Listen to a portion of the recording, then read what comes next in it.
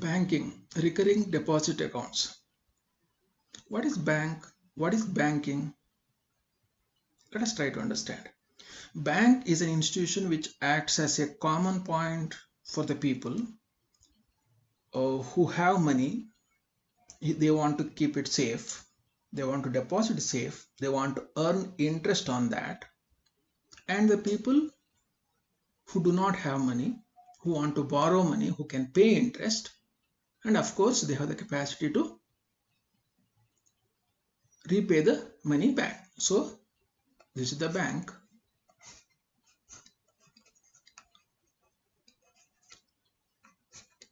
Here you have the people who want to deposit.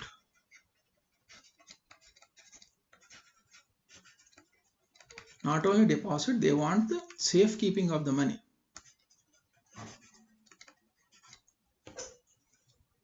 And also surely they want to earn interest. These are known as the depositors.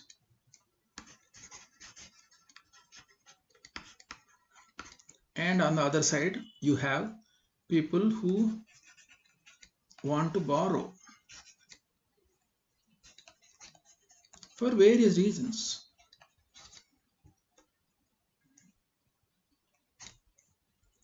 Who will pay interest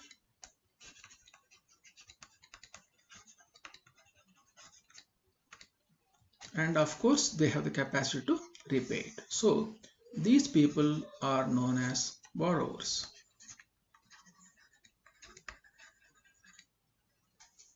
So bank primarily deals with these two kind of people, the people who can deposit and earn interest and the people who will borrow and pay interest.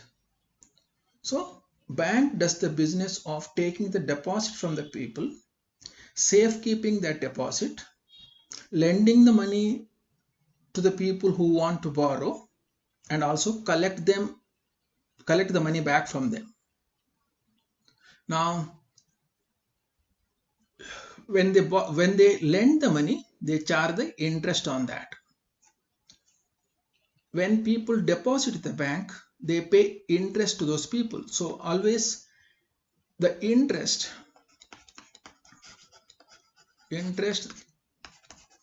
that bank pays to the depositors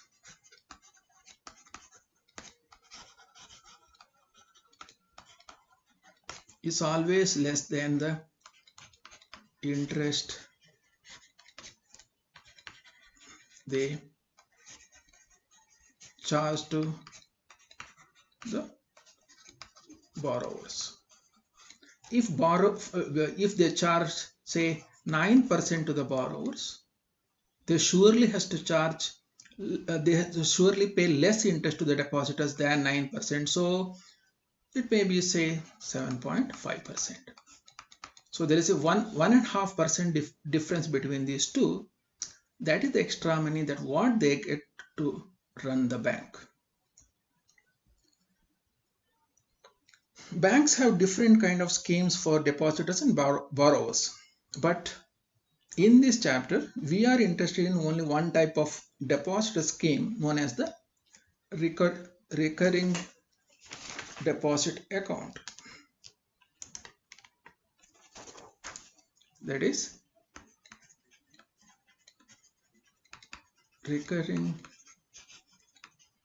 deposit account. We are interested only this one type of scheme. That scheme is to the depositors. So under this scheme, the depositor decides to deposit a fixed amount every month. A fixed amount, let us say P rupees P. Every month he deposits for a fixed number of months, say n months. Both this, the amount that what he deposits per month and the number of months for which he deposits, they are decided in the beginning when the person opens the account. So he opens a RD account and he decides to pay every month P rupees, and he wants to pay for n months. So at the end of n months, we say that this RD account is matured. Matured means what? The person who has opened this account, he will get the money that what he has deposited, that is total amount deposited plus the interest earned.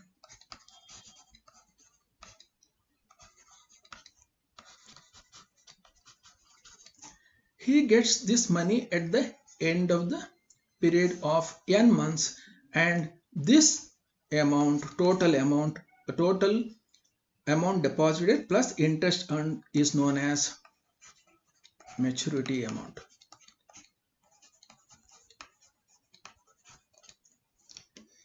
So maturity amount, now you know, it is the total amount deposited. The person has deposited P rupees for n months. So total amount deposited is P into n, and the interest earned, there is a formula for this, P into n plus 1 divided by 2 into 12 into R divided by 100. This is the formula for the interest earned for the monthly deposit of P rupees for a period of n months. If you know this formula, it is good enough from the point of view of examination. You need not worry how this formula is arrived at. Problems from this chapter are quite simple. You have to solve all the problems using this just one formula. Now let us start solving some problems. First problem. Manish opens a recurring deposit account with the Bank of Rajasthan and deposits rupees 600 per month for 20 months. Calculate the maturity value of the account if the bank pays interest at the rate of 10% per annum. This is a straightforward problem. You know the formula. Just substitute all the values in the formula, you will get the maturity amount. Let us list down what is given in the problem. Now first is he deposits rupees 600 per month. So monthly deposit. So P is equal to rupees 600. Then for how many months? N. For number of months equal to 20. And then rate of interest R is equal to 10%. So maturity amount or value, whatever it is, equal to, you know the formula, P into N plus P into N plus 1 divided by 2 into 12 into R by 100. So P into N, P is 600 into N is 20 plus 600 into N is 20, N plus 1 is 21 divided by 2 into 12 into R is 10 divided by 100. This 0 goes for this 0 goes for this, 2 cancels here, and 12 ones are in 60, 12 goes 5 times, so it is 21 into 50, so it is 0 5 1 0 5 0, so this is 12,000. 600 into 20 is 12,000 plus 1,050. So the total maturity amount is 13,000 50. So many rupees. Next problem. Each A and B opened recurring deposit accounts in a bank. If A deposited rupees 1200 per month for 3 years and B deposited rupees 1500 per month for 2.5 years, find on maturity who will get more amount and by how much. The rate of interest paid by the bank is 10% per annum. There are two people A and B here. We need to find out the maturity amount for both A and B and see who gets more. Let us list down the data that what is given here. First is for A. So A, he deposited rupees 1200 per month. So P equal to 1200 rupees. And for 3 years, so N equal to 36 months. And interest rate, so R equal to 10%. Now for B.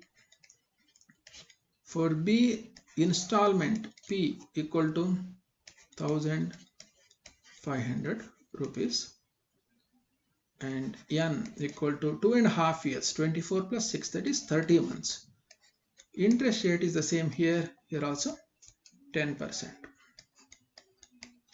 Now let us calculate the maturity value for each case. So first for A, so maturity amount equal to P into N plus P into N plus 1 divided by 2 into 12 into R by 100.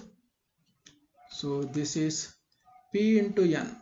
P into N is 1200 into 36 plus 1200 into 36 into N plus 1, that is 37, divided by 2 into 12 into R is 10 divided by 100. This 0 goes here, this 0 goes here. So this is 12. 12 ones are 12 3 times. So then 3, this one is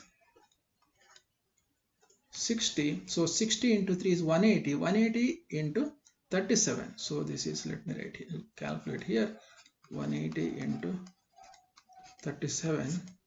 So 180 into 0, 6, 12, 5, 4, 0. So it is 0, 6, 6, 6. So it is rupees 6,660. That is the interest. So what is the deposit amount? That is 1200 into 36. So that is 0, 0, 12 6 are 72, 7, 12 3 are 36. So it is 43,200 plus 6,660. So this total amount equal to, let us add it here. So 43,200. So 0, 6, 8, 9, 4. 49,860.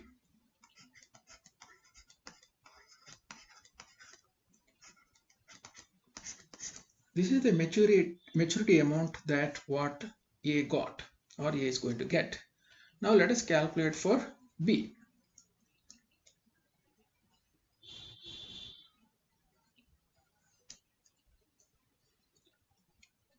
So maturity amount P into N plus P into N plus 1 divided by 2 into 12 into R by 100. So P into N, 1500 into N is 30 plus 1500 into 30 into 31 divided by 2 into 12 into 10 divided by 100. 0, 0 goes here. So this 0 goes with this. So this 3 goes with this 4. It's 1 times. These 4 ones are, this is 375. So this is 45,000 plus this is 375 into 31. 375 into 31, let me calculate here. 375 into 31, that is 375, then 3 5s are 5, 3 7s are 21, 22, 3 3s are also 1. So 5, 12, then 6, 1, 1. So it is 11,625 divided by 2. So that is equal to 45,000 plus this divided by, so 5,000, 5812.5. So if you add this one, it comes 50,812.5. so many rupees. This is what B gets. So B gets 50,825, 812.5. A gets 49,860. So B gets more. So B gets more. By how much?